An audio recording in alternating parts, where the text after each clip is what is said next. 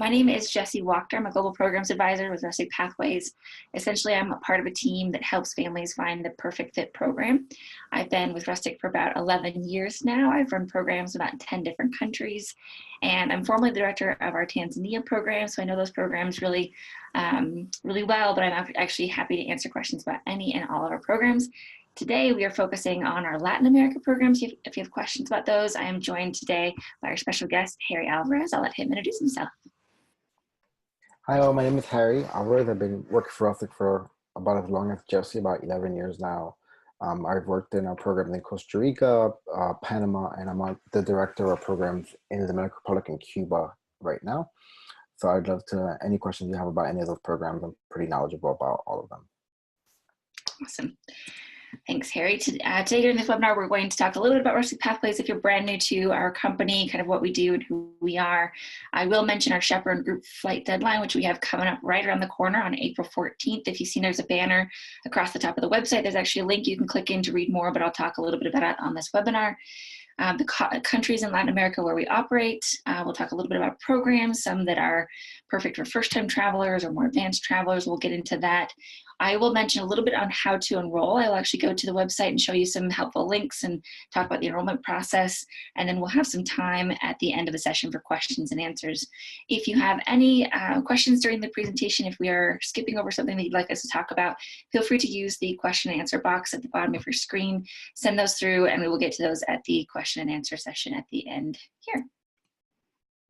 So Rustic Pathways, we really do see ourselves at the intersection of travel, education, and philanthropy. And what that means is students at this time of their lives, we have programs actually, when I say this time of their lives, we have programs for middle school, high school, and college students. We have summer college programs in addition to our gap year programs that are both accredited and non-accredited. So we really span the lifespan of a student's education.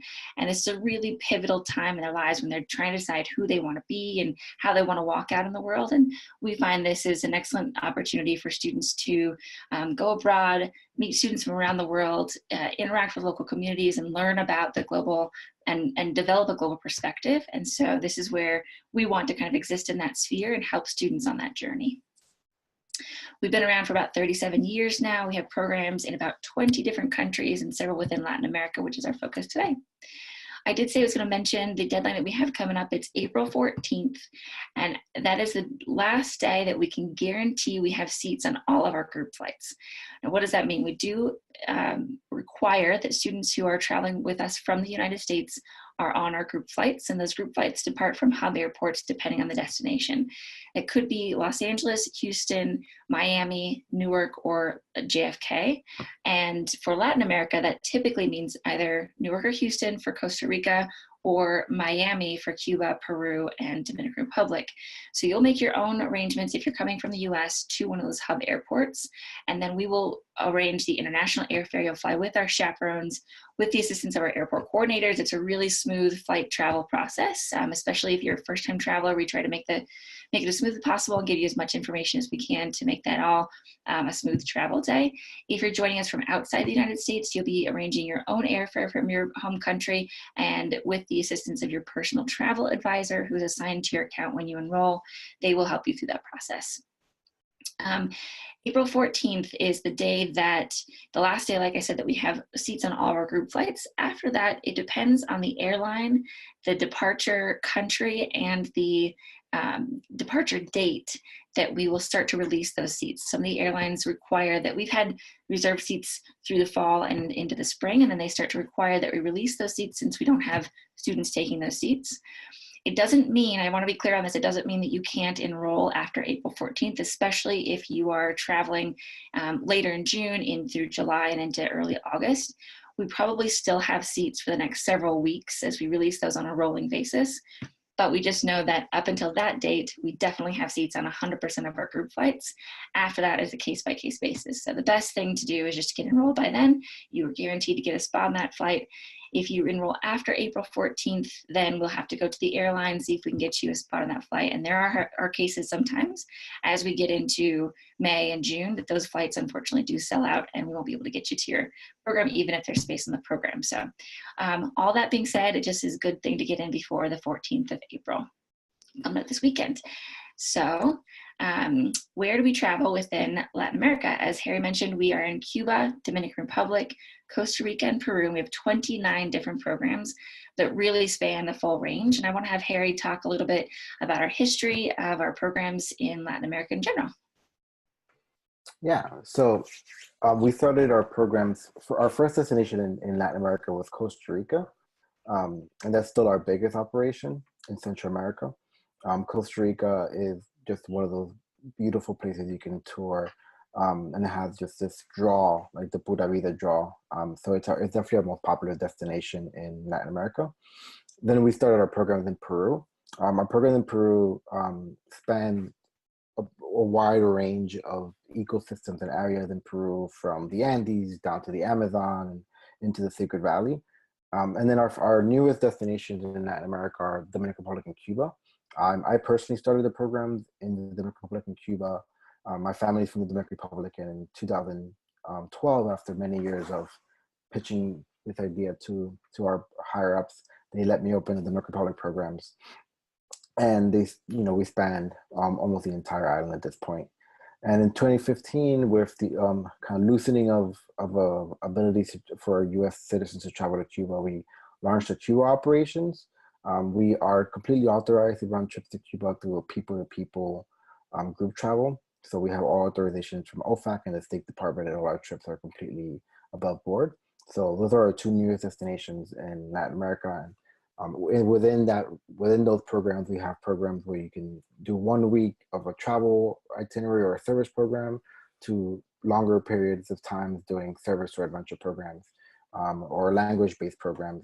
There's a really wide variety of programs throughout the region that you can participate in. The programs can also connect. They all start and end on like the same day. So if you really wanted to do Costa Rica, then go to the Dominican Republic or Cuba, we can actually make that happen and arrange for that to be a possibility as well.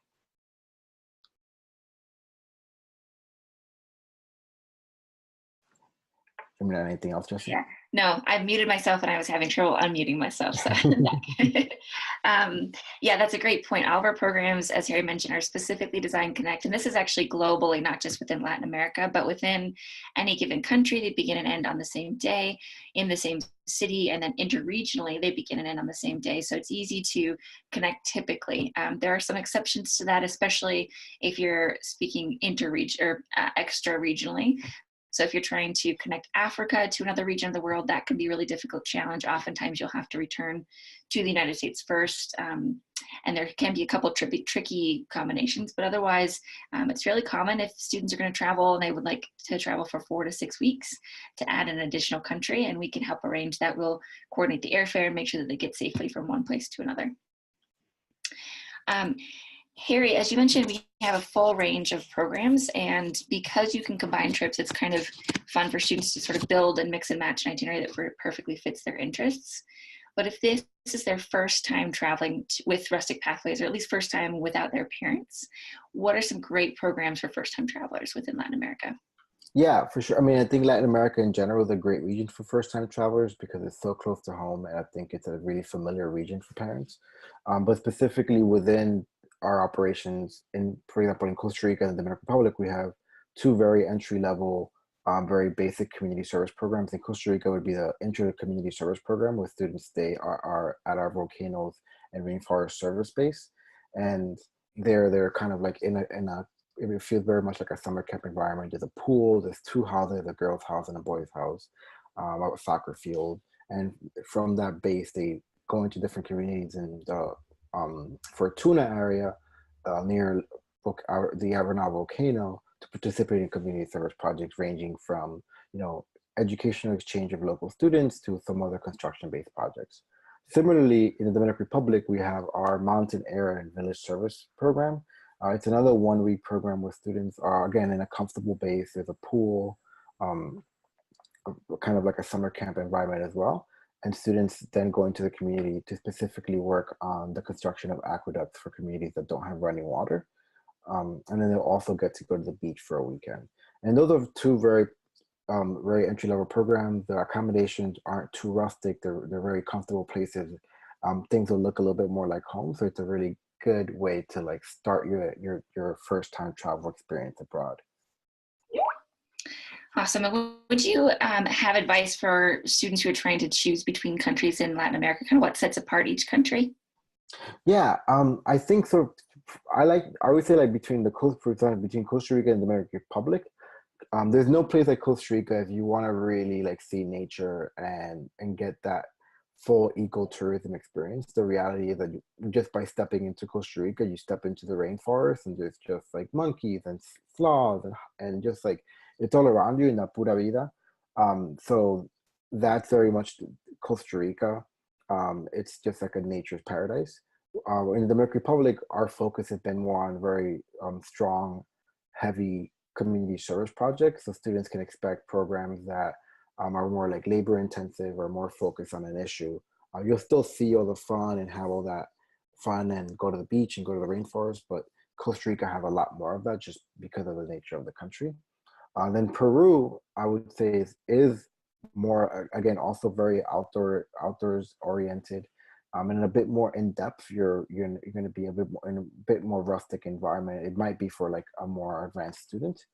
And then Cuba is again might be for more advanced student, but I feel very comfortable with Cuba. But it's more about that crossing that divide of like we all have this perception of Cuba having grown up in the U.S. as it being like a very different place. So getting across that hurdle for parents and students can be hard, but then once you're in Cuba, you realize it's just a place like just like any other. And the reality is that it's like a beautiful place to travel and a beautiful place to Amazing. be. And it's not like this communist dictatorship, or it is, but it's you don't feel this like control over you. There's no one watching you. It's not. It's just like any other Latin American country. As a So visitor. And yeah. it's a great time to go before it does open up fully to American tourism, I think. Yeah, right now is a good time to go. Right now, we're there's been a bit more pressure, so there's a lot less tourism than there was going 2 years ago.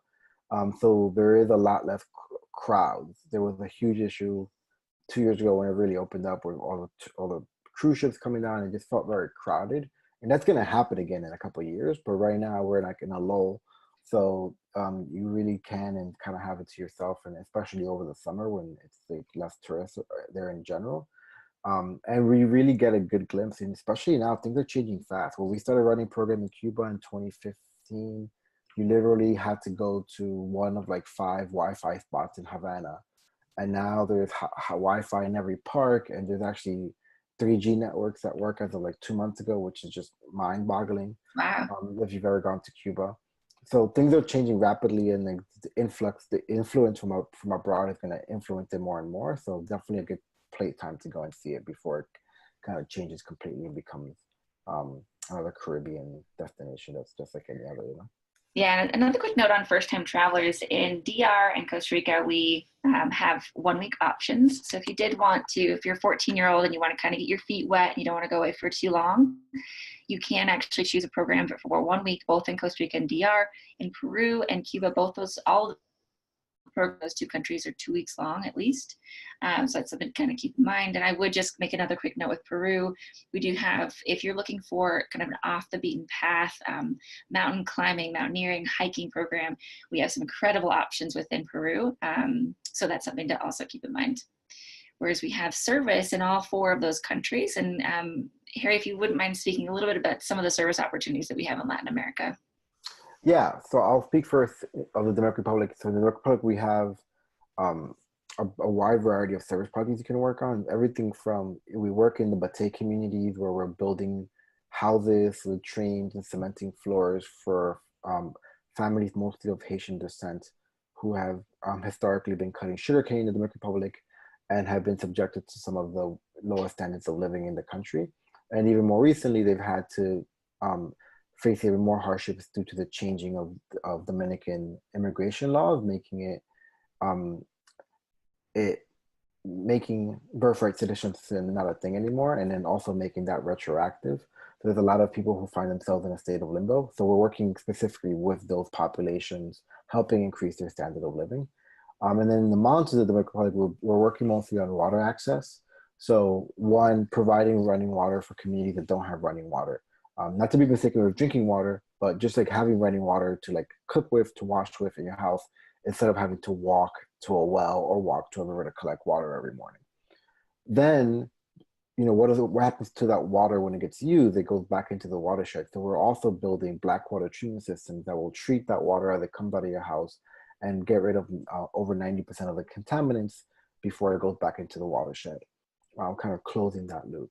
We're also working on a ton of marine coastal restoration projects on the coast, um, building coral nurseries, building buoys to prevent ships from docking, and just doing a bunch of um, work alongside our partner Fundamar to restore the coast and help make sure that those marine ecosystems are kept up. Is it And possible to see wildlife on that program? yeah, so one night on the program, the students will be going to, yes, not guaranteed, obviously. One night on the program, the students will be doing a turtle walk to look for turtles laying nests. They're also going to be going out every day. One group of 5 students will go out to monitor on the boats to look for dolphins and manatees, and then geotag their locations. And amazingly, like, when we first started this program, we weren't seeing as many dolphins and manatees or anything. And now I like to think credit to like the work that Fundamar has been doing, and also the work that the Punta Cana Ecological Foundation has been doing. There's a lot more wildlife in the region, so we're seeing a lot more dolphins and manatees, which is pretty amazing. Oh.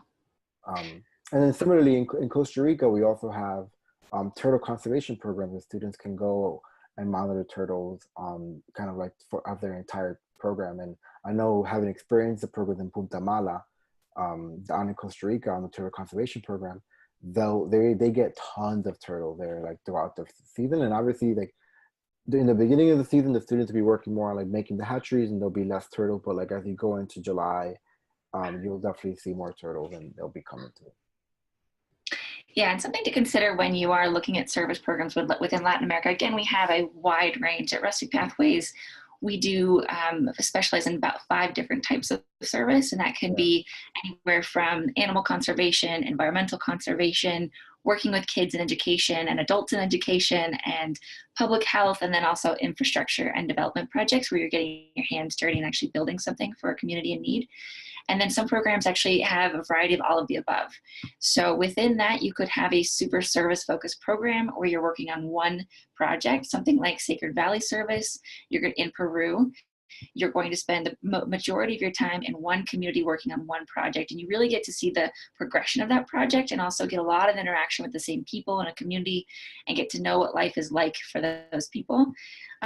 Whereas you may have a program also in Peru where it's a little bit more traveling. You may do Andes to Amazon, which is a combination of 2 different projects in 2 very different parts of the country, or Lake Titicaca, where you're actually making a little loop through the country and seeing a little bit more, but you're not focused on one particular program or project. So some students really like the variety. Some students really like the focus in one community. And you have that range both in DR and Costa Rica as well. Maybe you can speak a little bit about the service projects in Cuba, but just to kind of keep in mind, there's a wide variety of service opportunities, some of which are super focused, and you'll be able to see the number of hours on the program page. Some of them are just going to be one aspect of a program that's a little bit more variety between service, adventure, culture, travel, and all the above. So kind of depends on what the student's looking for. Yeah, and Jesse, there's tons of different types of programs. So the programs in Cuba specifically work mostly on conservation work. Cuba's the leader in the Caribbean on conservation. So our students will be working on very small like conservation projects, whether it be an urban farm or doing some reforestation. And that's pretty similar across the region. So we have a lot of programs that focus on environmental service, like the Turtle Conservation Program in Costa Rica, or the Island Living and Eco Service Program in the Dominican Republic, or the Viva Cuba program in Cuba, which are all kind of dealing with the environment and the changes that we're seeing, and also how to conserve ecosystems. There's also a lot of programs where students do infrastructure work, like the Life in the Bates program or the Intro to Community Service programs, or some of the other programs in Peru as well. And then there's programs that students are working with other students, so facilitating camps or English classes, or something like our summer camp leadership programs, both in Costa Rica and in the Dominican Republic, which are working with students. And then there's also programs that students are focusing on infrastructure, like the Life in the Bates program, like the Sacred Valley program, and other programs in Costa Rica. So there's a wide variety of, depending on the type of service you want to do, the kind of program that you can choose. Yeah, and I think this is kind of a good montage of photos. You can see a bunch of different glimpses from around Latin America, such a variety of locations and scenery and different projects to work on. Harry, I'm gonna ask you one more question before we talk a little bit about the enrollment process and also go to questions and answers. So for those of you who are watching, please feel free to send in your questions now because we'll get to those shortly. But Harry, do you have a suggestion for students who maybe they want to travel within Latin America because they're looking to improve their Spanish or because they have a shorter period of time that they want to tack on for travel, but they're also a little bit more advanced traveler. So what would you recommend for students who are looking for a more advanced experience? Yeah, I mean, I would definitely say, like you mentioned before, kind of the Peru by Backpack kind of program it's a program where students are being taken to the next level. Then, obviously on our programs, we try to say that we're not tourists or travelers, but this program takes it to the next level and teaches you how to be an independent traveler even more. So I would say like that's a really good choice. As far as like language immersion, we do have the Spanish language program in Costa Rica, which we can either do private lessons or group lessons depending on your skill, and you get placed in a class depending on your skill, and you live with a host family. So there's no better way to learn a language other than completely immersing yourself in that language. And I think our And there's Costa a one Rica, week, sorry, yeah, there's a 1 week and a 2 week option for that one. yeah, there's a 1 week and a 2 week option, and then like a group class and private class option as well. Mhm. So you really depend. You can kind of mold it to what your specific skill levels are. Yeah, and again, that's a perfect program, an example of a combination where students will do a 1 or 2 week service immersion program where they really boost their conversational skills and then move into a service program, for example, where they're interacting with the community and get to practice that conversation in a real life situation. Yeah, I always recommend that, especially for example, if you're going to go on a program like summer camp leadership, where you're going to be working with little kids for 2 weeks and like communicating with them. No better way to kind of prepare yourself for that than to like tack on a week of like Spanish immersion before that, so you really have your Spanish up to par before you start working with the kids. Awesome. I'm going to get out of the presentation here for just a moment, skip over to our website. And I know here you mentioned a couple times our base houses, and we do have base houses located around the world. We have a couple within Latin America. You can easily find those by clicking the menu in the top right-hand corner. Underneath the How It Works section, there's some really useful links, and I usually like to point out this program types link. It's a really easy way to narrow the options. We have about 100 different programs in about 17 countries around the world, so it can be a little bit overwhelming to start the hunt. And this is a great place to start. You can explore by personality. We do have a section for first-time travelers, all different types of service opportunities. And then we have these types of programs over here. Young Explorers is for our 12 and 13-year-olds that are middle schoolers. Great programs to kind of get their feet wet and explore what it means to be a global traveler and be out on their own. Spring break programs, all of our new programs, language immersion programs, which we have Spanish and Mandarin, and then our base house programs, you can click into here and see all of our programs that run out of properties that we own and operate around the world. These base house programs also are great for first-time travelers because they always guarantee that you're going to have a little bit more familiar amenities, which means running water, electricity, seated toilets, all that kind of stuff that some students kind of want for their first time abroad if they aren't looking for something super duper rustic, which we do have as well. But again, they oftentimes are really pretty. They'll have, as Harry mentioned, places for kids to play soccer. They might have a pool. It's just a really safe environment for students to start out with.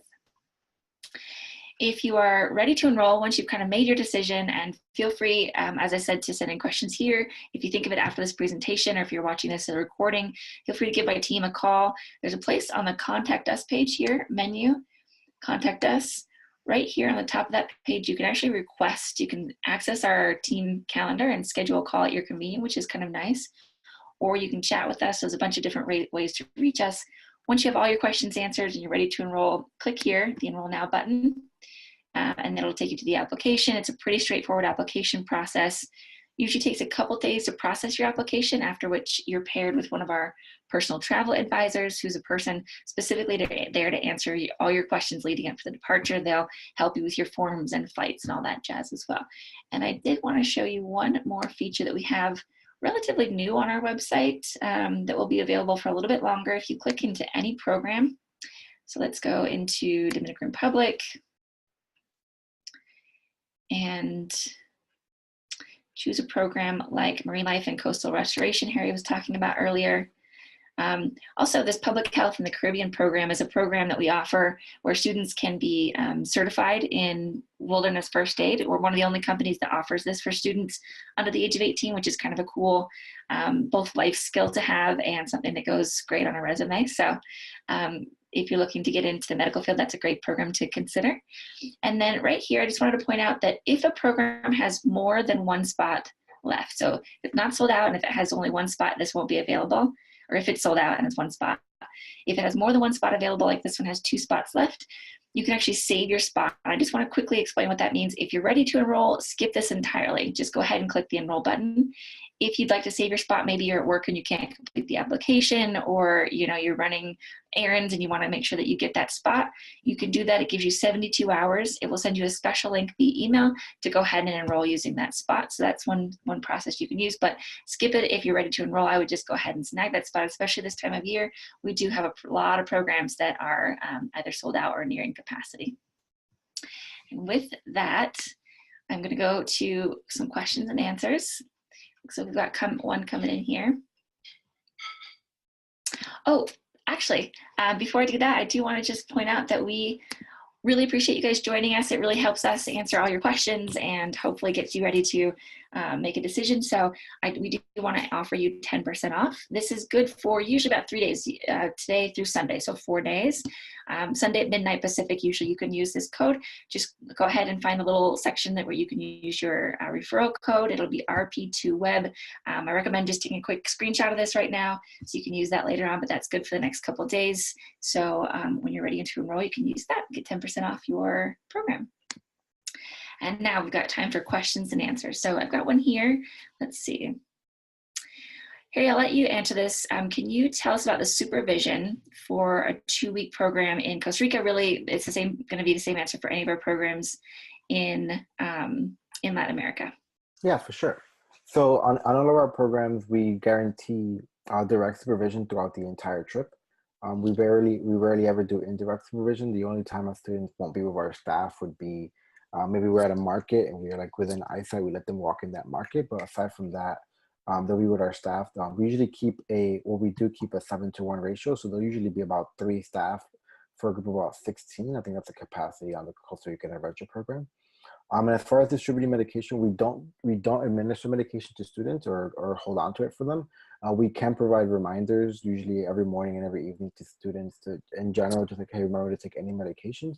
And we do take note of any medication students are taking. So in the case that we take a student to the doctor or something like that, we know exactly what they're taking. So that's kind of how we monitor that. Before our students come down, we'll get a medical form from you, which will have all their medications and everything they're supposed to be taking. And then when they get into the country and they first meet their program leaders, our program leaders would do an in-depth one-on-one conversation with that student. Where they'll go over their medical form and they'll see if there's anything additionally that they're taking that is not on the medical form. And at that point, they'll also say, like, would you like me to remind you to take these medications, or do you need any help with this? And at that point, the student can say yes or no, and we'll make sure we provide reminders or not.